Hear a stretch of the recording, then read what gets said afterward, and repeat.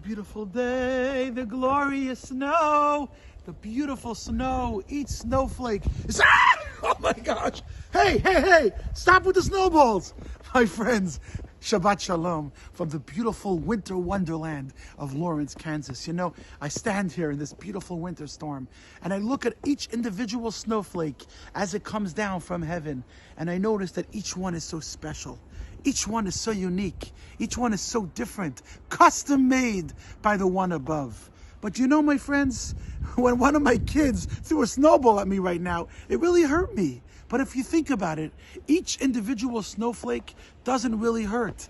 As the snow falls down on my hands, I don't feel any pain. It is only when we take the individual snowflakes and we put them together to make them a strong ball, that's when it actually hurts. There's a very powerful lesson here. You see, my friends, in this week's Torah portion, we begin with Vayikra.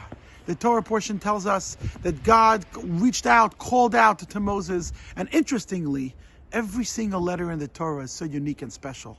But there's something extra special about the letter in this week's Torah portion, and that is that the letter Aleph in the word Vayikra is small. If you look inside the Torah scroll, you'll see that the letter Aleph is in a very small font. What is the reason for that?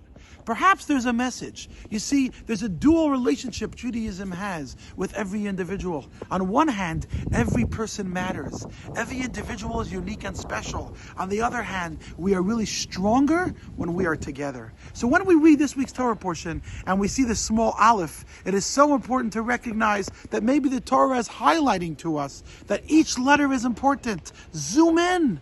Pay attention to each individual. We talk about what's going on in Ukraine. 2 million refugees. 2 million is a big number.